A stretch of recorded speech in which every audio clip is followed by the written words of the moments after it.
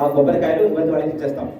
దానివల్ల ఏంటి అంటే మన ఇంట్లో ఉన్నటువంటి దుష్ట శక్తులు మనకు తెలియకుండా చాలా ప్రవేశిస్తాయి.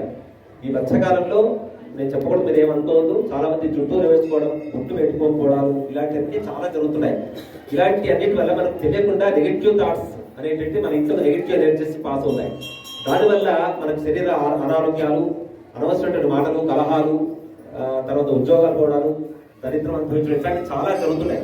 ఇవన్నీ ఎందుకు జరుగుతున్నాయి అంటే మనం భగవంతుని యొక్క అనుగ్రహానికి పాత్రం కావట్లేదు. అందరం దండ పెడుతున్నాం, కానీ భక్తులు కావాలి, ఇంకా భక్తులు కావాలి. కాబట్టి భగవంతుని అన్యథా శరణాస్తి త్వమేవ శరణమమ తస్మాత్ కారుణ్య భావేన రక్ష రక్ష దత్తప్రభో. స్వామివారిని ఆ విధంగా శరణు వేడుకోవాలి. అలా వేడుకున్నప్పుడు భగవంతుడు మనకు రక్షిస్తాడు.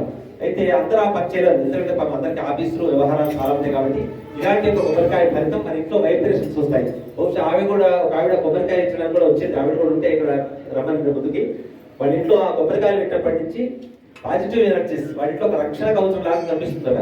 చాలా బాగుంది అని చెప్పి ఆమె మళ్ళీ ఎప్పుడంటే కొబ్బరికాయ పెట్టాను నేను వచ్చి అడిగలేదు అన్నమాట. ఈ రోజు వస్తుంది సాయంత్రం అంటే అనేక మంది భక్తులకు స్వామివారి పొంగు బంగారమై వెళ్తున్నాడు.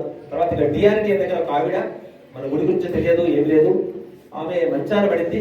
ఇంకా పూర్తిగా డాక్టర్స్ కూడా హోప్లెస్ చెప్పారు. నడవ మీద కంప్లీట్ బెడ్ మీద ఉన్నది, హోప్లెస్ చెప్పిన తర్వాత మన దగ్గర నుంచి ఒక భక్తులు వెళ్ళి అక్కడ స్వామివారి యొక్క దత్తాష్టకము, సిద్ధమంగళ స్తోత్రం పారాయణ చేసుకోమా ఆ విధంగా చెప్తే వాళ్ళు వాళ్ళ హస్బెండ్ అందరూ కూడా ఇంటిని బాగా చేస్తే 41 రోజుల తర్వాత ఆమె లేచి తిరుపతి కొండ ఎక్కేసి ఇక్కడ దేవాలయానికి వచ్చిందండి. యథార్థంగా ఉత్తరం కూడా రాసుకుంటారు. ఆ విధంగా స్వామివారికి అనుగ్రహం, దత్తాష్టకం కానీ సిద్ధమంగళ స్తోత్రం కానీ ఎన్నో రకాల పారాయణలు జరుగుతున్నాయి. స్వామివారికి అనుగ్రహం వల్ల అన్ని కూడా అందరికీ మేలు జరుగుతూ స్వామివారికి అనుగ్రహాన్ని పొంగు బంగారమై మనందరి యొక్క ఆశీర్వదిస్తున్నాడు స్వామివారు. అందువల్ల మీ అందరూ కూడా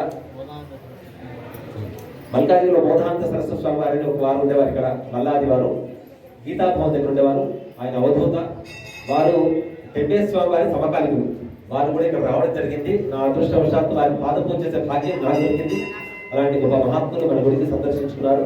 కాబట్టి భగవంతుని యొక్క అనుగ్రహాన్ని పొందడానికి మనందరం కూడా స్వామివారికి శరణం కోరి స్వామి యొక్క నామస్మరణ చేస్తూ స్వామివారి అనుగ్రహంతో జన్మ సాఫల్యం చేసుకోవాలని అందరికీ చెప్తున్నాను. అంతే తప్ప ఏదో అతిశయోక్తి మాత్రం చెప్పట్లేదండి. మనం భగవంతుడు నమ్మండి అని చెప్పారు. ద్రౌపది ఏ విధంగా స్వామిని నమ్మిందో మనం నమ్మాలి. కుంతి ఏమడిగింది, అమ్మా నీకు రాజ్యం ఇస్తాను ఇస్తాక వద్దమ్మా, నాకు కష్టాలే కావాలి, సుఖాలు వద్దని చెప్పి అడిగింది. కుంతి చెప్పింది. ఎందుకంటే కష్టాలు వస్తే శ్రీకృష్ణుడు అయిపోతాడు, సుఖం వస్తే భగవంతుడు కనిపించాడు మనకు. అందువల్ల స్వామి నిరంతరం మనకు కష్టాలు ఇవ్వాలి, ఎందుకంటే భగవంతుడు కష్టం. డబ్బు కావచ్చు అనుకోండి, స్వామి వదిలేస్తాం.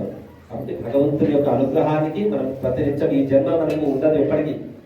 భార్య పిల్లలు అందరూ కూడా గడప వరకే. తర్వాత మనకు రక్షణ శ్మశానంలో ఎవరుంటారు తోడు శివుడు. నేనున్నాను రా నీకు చివరికి, ప్రారంభం నుంచి చివరికి నేను ఉంటాను అని చెప్పి స్వామి ఎప్పుడూ చెప్తుంటాడు. అలాంటి మహాత్ముడైనటువంటి పరమాత్ముడికి సేవిద్దాం. అందరం మనం భగవంతుడి సేవలో సార్థకం పొందుదాం. జై గురుదత్త.